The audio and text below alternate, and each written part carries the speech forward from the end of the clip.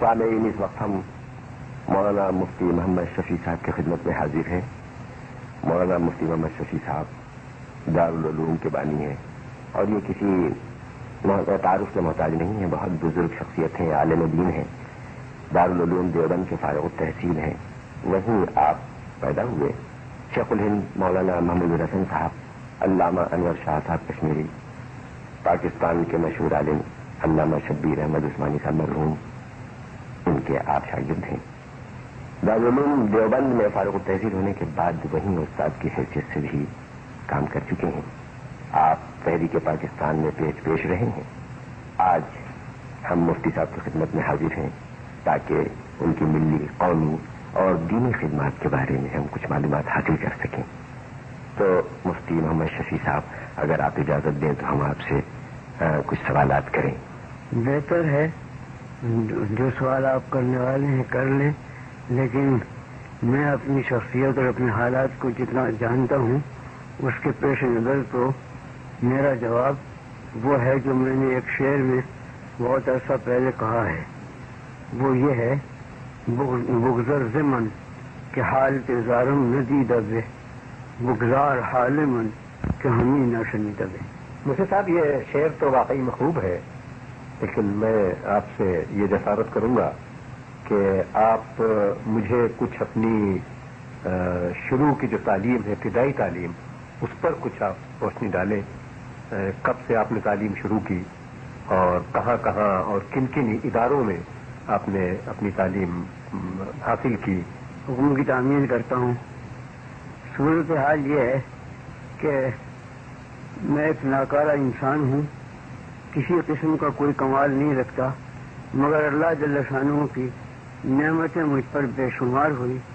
ان نعمتوں میں سے سب سے بڑی نعمت یہ ہے کہ اس نے ایک مسلمان دیندار علمی گھرانے میں مجھے پیدا فرمایا، اور میں نے آنکھ ایسی جگہ کھولی کہ جہاں اول سے آخر تک دین کا چرچا تھا، دین کے کلمات کان میں پڑھتے تھے، بچپن میں بزرگوں کے قصے سنا کرتا تھا۔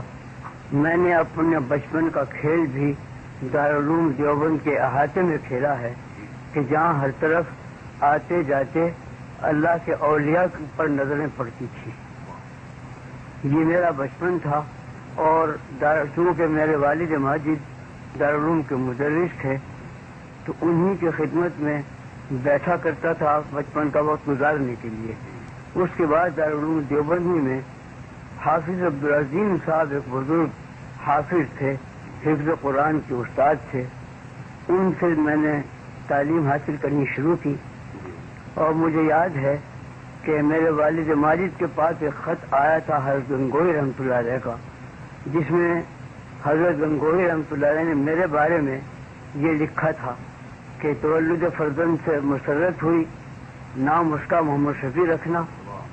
اور اس کے بعد پھر ایک خط دوسرا آیا جب میں نے قرآن کی تعلیم شروع کی، تو حضرت نے لکھا تھا اس میں کہ میں دعا کرتا ہوں انشاءاللہ اللہ تعالیٰ ان کو علم عطا فرمائے۔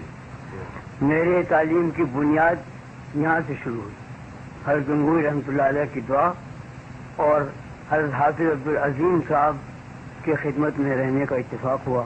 یہ فرشتہ صفت بزرگ تھے۔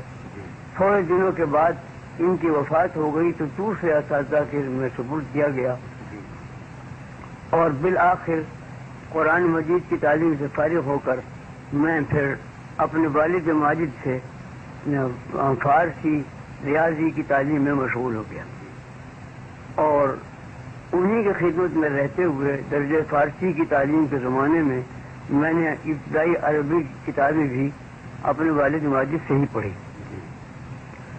سن 30 ہجری تھا غالباً، جس میں میری عمر تقریباً 14-15 سال کی ہوگی، جس وقت میں نے دارالعلوم دیوبند کے عربی درجے میں ضابطے کا داخلہ لیا۔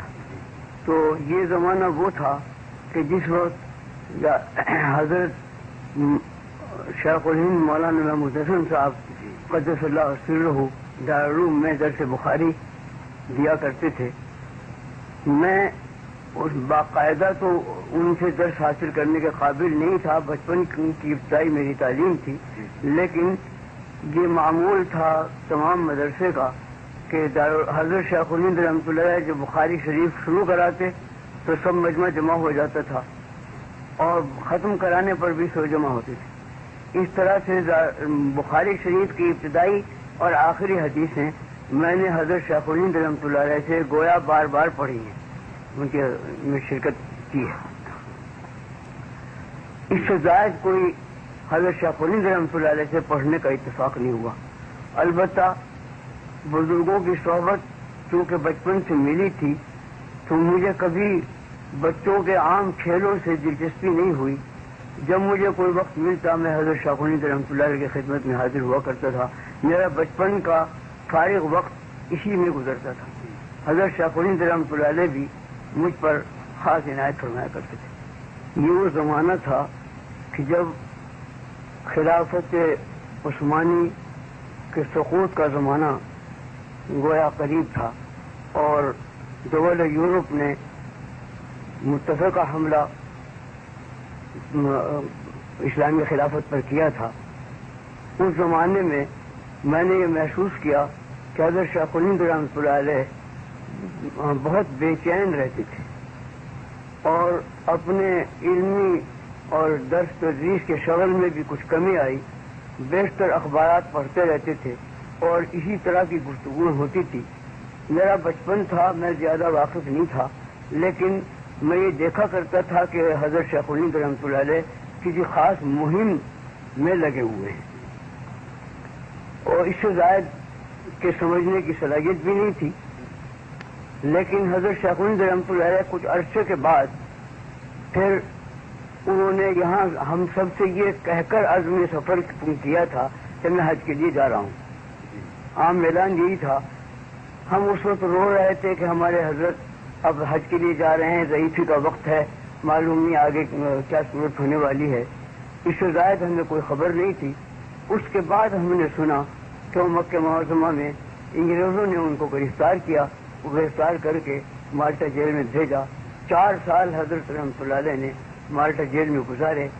اللہ کا ہزار شکر احسان ہے کہ جب حضرت مالٹا سے واپس آئے اس وقت میں تقریباً اپنے درسی علوم سے فارغ ہو چکا تھا اور حضرت کی خدمت میں حاضری پرلطف انداز میں ہوتی رہی، مگر وہ بہت تھوڑا زمانہ تھا۔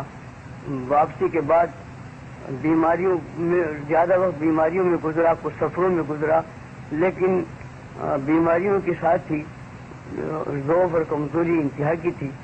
تھوڑا عرصہ اللہ نے یہ موقع عطا فرمایا کہ حضرت شیخ الہند رحمۃ اللہ کی خدمت میں حاضری ہوتی رہی۔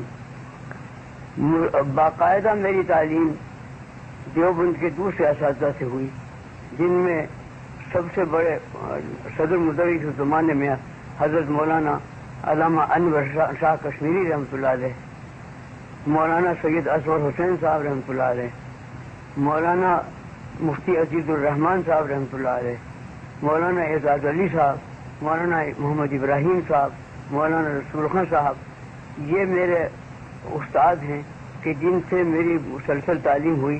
ہاں، حضرت مولانا سید اصغر حسین صاحب رحمۃ اللہ علیہ جو گویا ایک مادرزاد ولی مشہور تھے، ان کو مجھ پر خاص عنایت تھی، ان سے بہت سے اسباق پڑھنے کا اتفاق ہوا۔ شیخ الاسلام حضرت مولانا شبیر احمد عثمانی رحمۃ اللہ علیہ میرے پھوپھیزاد بھائی بھی تھے اور میرے استاد بھی۔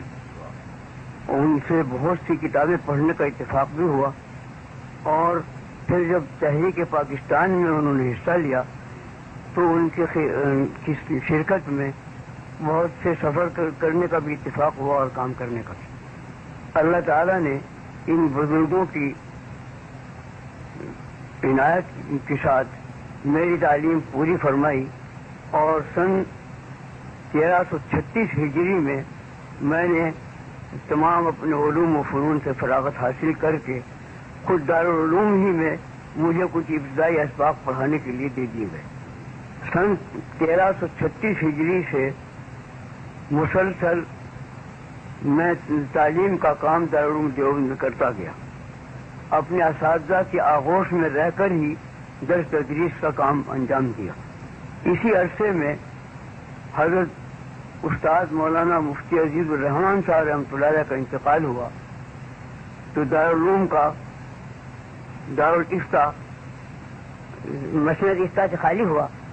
اس کے لیے ابتدا میں کچھ دوسرے حضرات کا انتخاب عمل میں آیا، مگر ایک یا دو سال کے بعد پھر بزرگان دیوبند نے، جن میں اس وقت سب سے بڑے کام کرنے والے مولانا حسین احمد صاحب مدنی رحمۃ اللہ علیہ تھے، وہی اس وقت زمانے میں صدر مدرس تھے، ان سب حضرات نے مجھے دارالفتہ پر میں صدر مفتی کی حیثیت سے مقرر فرمایا۔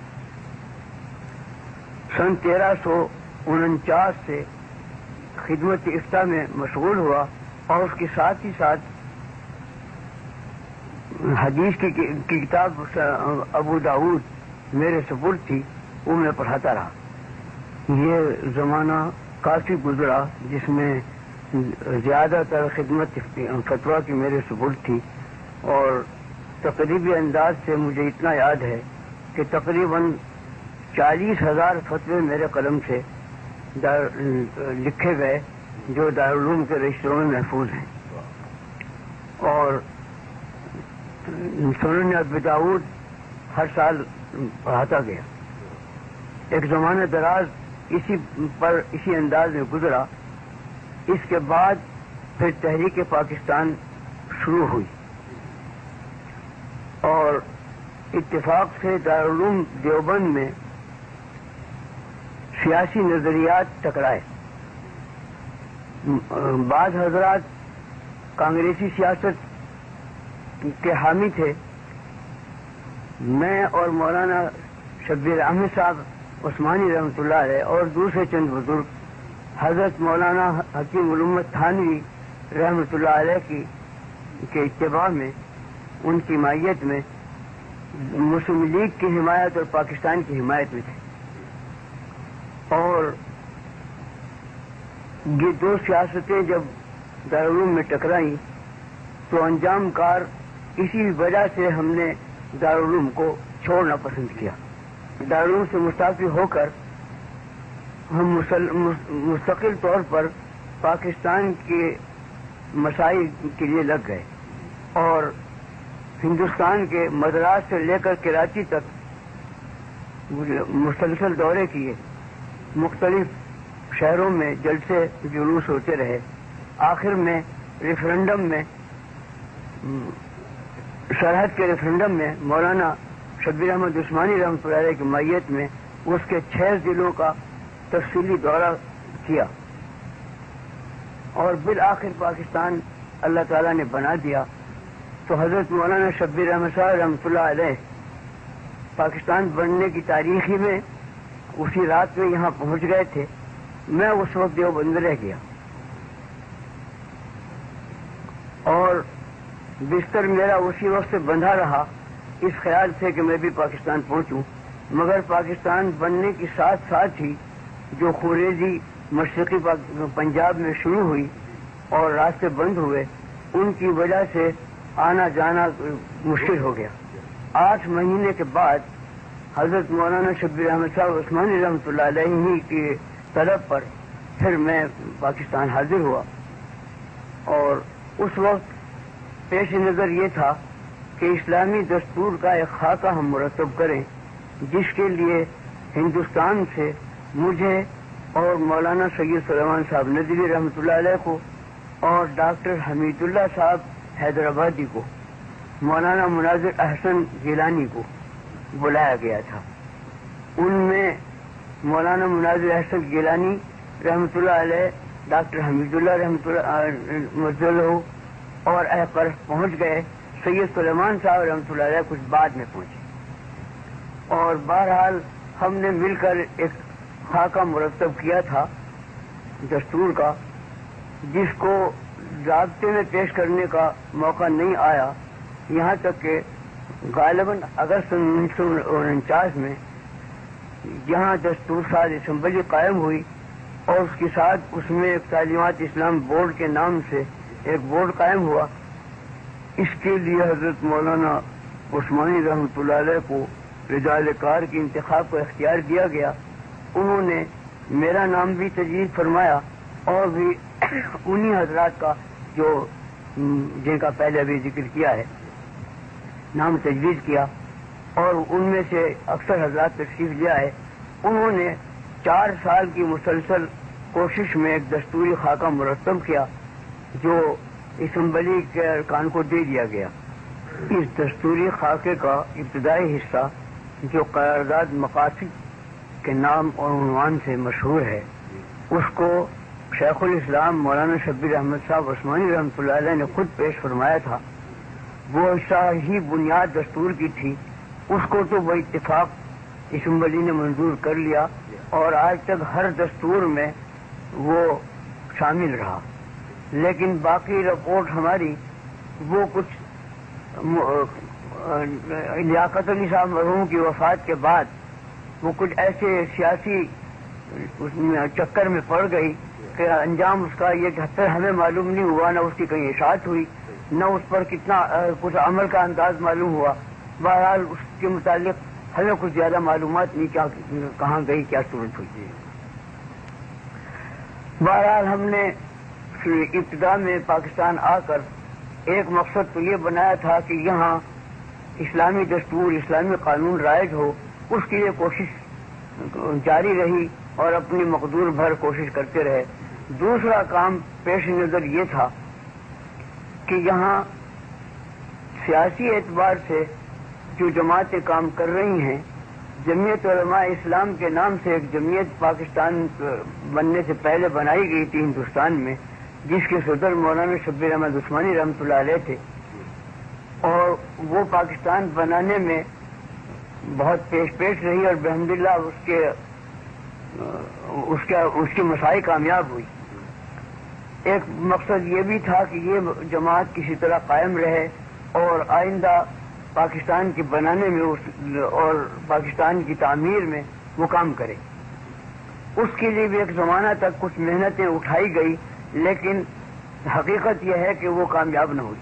تیسرا ایک مقصد یہ تھا کہ جس وقت ہم نے دارالعلوم دیوبند چھوڑا تو ہمیں سب سے بڑا افسوس اس کا تھا کہ ایسے مرکز علوم کو ہم چھوڑ کر جا رہے ہیں کہ جس کی نظیر ہندوستان میں کیا بیرون ہند بھی بہت کم کہیں پائی جاتی تھی، اور اس کے مثل یا اس کے قریب کوئی اور روسی درسگاہ نہیں تھی۔ خصوصاً جس خطے میں ہم منتقل ہوئے کراچی، اس میں ایک چھوٹے سے مدرسے کے علاوہ کوئی مدرسہ نہیں تھا۔ اس وقت اپنے مقاصد میں سے یہ بھی تھا کہ یہاں کوئی پاکستان کے مناسب حال اور کراچی جیسی مرکزی جگہ کے مناسب حال کوئی اچھا مرکزی دارالعلوم قائم کیا جائے۔ یہ کوشش حضرت مولانا شبیر احمد عثمانی رحمۃ اللہ علیہ نے اپنی زندگی میں شروع فرمائی تھی۔ میں بھی اس میں حاضر رہتا تھا، لیکن اتفاق وقت یہ ہے کہ مولانا شبیر احمد عثمانی رحمۃ اللہ علیہ کی وفات بہت جلد ہو گئی۔ کچھ عرصے کے بعد ہی ہم گویا کہ یتیم کی حیثیت سے پاکستان میں رہ گئے، مگر مولانا کی وفات کے بعد یہ خیال اور زیادہ قوی ہوتا گیا کہ ہمیں کوئی مرکزی دارالعلوم یہاں ضرور قائم کر لینا چاہیے۔ اس سلسلے میں کچھ کوششیں کی گئی اور الحمدللہ وہ کامیاب ہوئی۔ اللہ کا شکر ہے کہ آج 22 سال ہو چکے ہیں اس دارالعلوم کے قیام کو، اور روز بروز ترقی کر رہا ہے۔ مفتی صاحب، اس وقت بھی تو آپ اس دارالعلوم کے غالباً صدر ہیں۔ جی ہاں، اللہ تعالیٰ نے اس بندے کے ہاتھ پر دارالعلوم کی بنیاد رکھوائی، اور دارالعلوم کی پوری ذمہ داری در حقیقت میرے سر ہے۔ ایک مجلس شورا ہے جس کو پورے اختیارات حاصل ہیں، اس کا بھی صدر میں ہی ہوں۔ باقی انتظام کرنے والے دوسرے حضرات ہیں جو ناظم کہلاتے ہیں۔ اچھا مفتی صاحب، آپ تو غالباً پاکستان بننے کے بعد جب آپ پاکستان منتقل ہو گئے تو اس کے بعد آپ کو کبھی کوئی بیرونی ممالک جانے کا کوئی اتفاق ہوا؟ اللہ کا شکر ہے، حجاز مقدس تو بار بار جانا ہوا حج کے لیے، عمرے کے لیے، اور ایک مرتبہ وہاں رابطہ عالم اسلامی کے اجلاس میں سرکاری طور پر دعوت کے سلسلے میں بھی حاضری ہوئی، اور ایک مرتبہ غالباً سن 56 تھا، جس میں دمشق میں ایک معتمر عالم اسلامی کے نام سے علماء کا بہت بڑا اجتماع ہوا تھا، جس میں انڈونیشیا سے لے کر مراکش تک کے علماء جمع تھے۔ اس میں بھی شرکت کا اتفاق ہوا، جس کے اجلاس دمشق میں، پھر اردن میں، پھر بیت المقدس میں، متعدد جگہوں میں ہوئے۔ اسی سلسلے میں بیروت میں بھی کچھ دیر ٹھہرنا پڑا۔ ایک مرتبہ سفر جنوبی افریقہ کا، مشرقی کچھ تھوڑا سا مشرقی افریقہ میں اور زیادہ جنوبی افریقہ میں، تقریباً 1 مہینے کے قریب یہ دورہ تبلیغی انداز کا کرنے کا اتفاق ہوا۔ اچھا مفتی صاحب، یہ جو آپ تبلیغ کرتے ہیں یا وہاں پر ہوئی تبلیغ جنوبی افریقہ میں، تو آپ کے خیال میں کیا کچھ وہ کامیاب ہوئی یا کامیاب ہو سکتی ہے؟ اگر ہم تبلیغ یہاں سے اسلام کی جائے افریقہ میں یا دوسری جگہ، تو وہ آپ کا کیا خیال ہے، کہاں تک ہم اس سے کامیابی حاصل کر سکتے ہیں؟ میرا انداز یہ ہے کہ خصوصیت سے جنوبی افریقہ میں بڑی صلاحیت ہے، اور میں نے یہ محسوس کیا کہ باوجود اس کے کہ وہاں کے حضرات ہماری زبان پوری نہیں سمجھتے تھے، لیکن متاثر بہت ہوتے تھے۔ ان کی زندگیوں میں انقلاب آیا۔ چند روز کے قیام میں بہت سے لوگوں کو میں نے دیکھا کہ جن کی زندگیاں پوری بدل گئی اور بالکل اسلام کے ساتھی میں ڈھل گئی۔ یہ تو میں نے جنوبی افریقہ میں تجربہ کیا۔ مشرقی افریقہ میں مجھے زیادہ چلنے پھرنے کا اتفاق نہیں ہوا، لیکن انداز یہ ہے کہ وہاں بھی صلاحیت اس چیز کی موجود ہے، اور ضرورت ہے کہ تبلیغ کا زیادہ سے زیادہ پروگرام وہاں چلایا جائے۔ ایک سوال میں صاحب آپ سے اور کروں گا، وہ یہ ہے کہ آپ دمشق لے گئے تشریف، حجاز گئے اور بیروت گئے اور وہاں کے بڑے بڑے علماء سے ملاقات کی آپ نے، تو آپ کا کیا خیال ہے وہاں کے علماء پاکستان کے متعلق، ان کا کیا خیال ہے، کیا وہ سوچتے ہیں پاکستان کے متعلق؟ جس وقت ہمارے یہ سفر ہوئے ہیں وہ وقت ایسا تھا کہ پاکستان کی طرف سارے عالم اسلام کی نظریں لگی ہوئی تھی اور تمنائیں وابستہ تھی، اور بڑی عزت سے پاکستان کو دیکھا جاتا تھا۔ جہاں یہ معلوم ہو جائے کہ کوئی شخص پاکستانی ہے تو تمام اسلامی ممالک کے لوگ ان کی بڑی تعظیم کیا کرتے تھے۔ افسوس ہے کہ دیکھتے ہی دیکھتے یہ نقشہ پلٹ گیا۔ مفتی صاحب، میں آپ سے حضرت شیخ الہند مولانا محمود الحسن کے متعلق اگر آپ 2-4 جملے بیان فرمائیں تو وہ بہرحال بہت ہی، یعنی ہمارے لیے بہت ہی وہ ایک سرمایہ ہوں گے، کیونکہ یہ بہت بڑے عالم اور بہت بڑے مجاہد تھے۔ تو میں آپ سے گزارش کروں گا کہ ان کے متعلق چند جملے آپ ارشاد فرمائیں۔ ان کے حالات پر 2 مستقل کتابیں چھپی ہوئی بھی موجود ہیں۔ ایک مولانا سید اصغر حسین صاحب رحمۃ اللہ علیہ نے حیات شیخ الہند کے نام سے تحریر فرمائی ہے، دوسری مولانا حسین احمد صاحب مدنی رحمۃ اللہ علیہ نے اسیر مالٹا کے نام سے شائع فرمائی ہے۔ چھپی ہوئی کتابیں موجود ہیں۔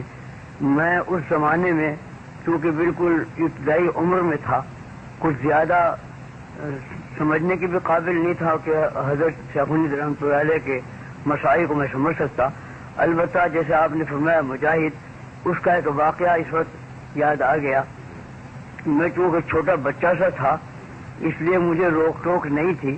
میں ایک روز دوپہر میں اچانک حضرت رحمۃ اللہ علیہ کے کمرے میں داخل ہو گیا تو میں نے ایک عجیب رنگ دیکھا کہ شیخ الہند رحمۃ اللہ علیہ تنہا اب چارپائی پر بیٹھے ہوئے ہیں اور تلوار ہاتھ میں ہے اور اس کو گھما رہے ہیں۔ مجھے دیکھ کر حضرت کو ہنسی آئی اور میں نے عرض کیا کہ حضرت یہ کیا ہو رہا ہے؟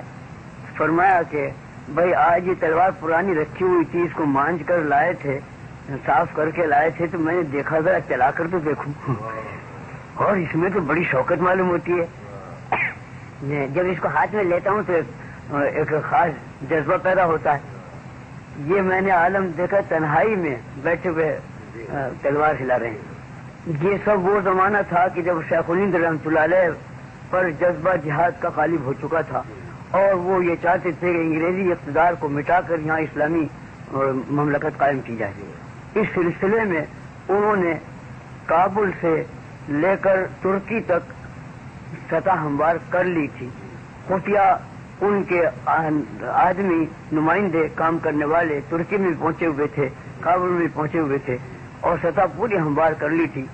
اس کی تفصیل میں جانے کا تو وقت نہیں, لیکن اتنی بات خود انگریزوں کے اقرار سے جتنی شائع شدہ کتابوں میں موجود ہے وہ یہ کہ برن انگریز جب ان کی رپورٹ لینے کے لیے مالٹا جیل میں ملا ہے ان سے, اس کے بعد رپورٹ اس نے دی ہے. اس رپورٹ میں یہ کہا ہے کہ مجھے حیرت ہے کہ یہ مستخان انسان جس نے ساری زندگی مدرسوں کے بوریوں پر گزاری ہے, اس کو یہ عالمی سیاست کا ایسا پلان کیسے ہاتھ آ گیا.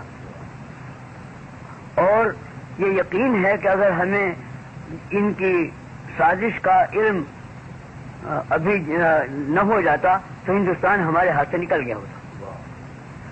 یہ اس برن کا بیان ہے. اور صورتحال بھی یہی تھی کہ ترکی سے لے کر کابل کے راستے سے تمام اسلامی ممالک کو ایک لڑی میں پیرو دیا تھا حضرت شاہ قنی رحمۃ اللہ علیہ نے. اس کی اطلاع جاسوسی ہو گئی, اسی کے نتیجے میں وہ گرفتار کیے گئے اور وہ تحریک فنا ہو گئی. میں اگر یہ کہوں کہ وہ تحریک جمال الدین افغانی کی تحریک کو آگے بڑھانا تھا تو آپ کا کیا خیال ہے؟ اس میں کوئی شبہ نہیں کہ ان بزرگوں کا کیونکہ سرچشمہ سارا قرآن و سنت ہے, یہ قرآن و سنت کی تحریک ہے اصل, جس کو جمال الدین افغانی نے کبھی اٹھایا, کبھی حضرت شاہ ولی اللہ مولانا اسماعیل شہید نے اٹھایا, کبھی حضرت شاہ قنی رحمۃ اللہ علیہ نے اٹھایا, اور اس کے بعد آخر میں حضرت مولانا شبیر احمد عثمانی رحمۃ اللہ علیہ نے قائد اعظم کے ساتھ مل کر اٹھایا.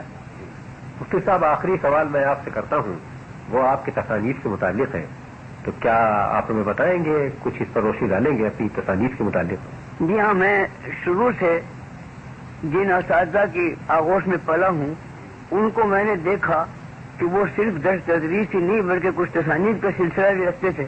مجھے بھی کچھ اس کا ذوق پیدا ہوا اور ابتدائی درس تدریسی کے وقت سے کچھ چھوٹے چھوٹے رسالے لکھنے شروع کیے, اور پھر اس کے بعد وہ سلسلہ کافی بڑھتا گیا. اس وقت غالباً 150 سے زائد میری تصانیف ہیں, جس میں سب سے بڑی تصنیف جو ابھی تیار ہوئی ہے وہ ہے تفسیر معرف القرآن. اور اس تفسیر کا ایک عجوبہ یہ ہے کہ اس کی ابتدا تو ہوئی تھی ریڈیو ہی کے درس سے, لیکن ریڈیو پر مسلسل قرآن نہیں تھا بلکہ اس کی منتخب آیات ہوتی تھی. اس کے بعد اس کو جب کتابی شکل میں لانے کا ارادہ ہوا تو یہ وہ وقت تھا کہ جب میں بیماری سے بستر پر لیٹا ہوا تھا, اور اس کا افسوس مجھے ہو رہا تھا کہ اوراق جو لکھے ہوئے ہیں موجود یہ یوں ہی ضائع ہو جائیں گے. اگر اس کا جو درمیانی آیتیں ہیں وہ رد پورا کر دیا جاتا تو قابل اشاعت ہو جاتی. اسی بیماری کے زمانے میں اللہ نے دل میں ڈالا کہ لیٹے لیٹے کچھ کام شروع کیا جائے. اسی وقت سے یہ کام شروع ہوا اور الحمدللہ 5 سال کی مدت میں جو زیادہ بیماریوں ہی کا وقت تھا اور بیماریوں کے علاوہ ملک میں طرح طرح کے فتنوں کا وقت تھا, انہی حالات میں اللہ تعالیٰ نے اس کی تصنیف پوری کرائی اور الحمدللہ وہ 8 جلدوں میں چھپ کر تیار ہو گئی. اس کے علاوہ اور چھوٹی بڑی بہت سی تصانیف ہوتی رہی ہیں جن کی تفصیل میں جانا مشکل ہے. بہت بہت شکریہ مفتی صاحب آپ کا, آپ نے ہمیں اتنا وقت دیا اور اس پیری اور بزرگی میں مجھے آنے کا شرف حاصل ہوا. بہت بہت شکریہ.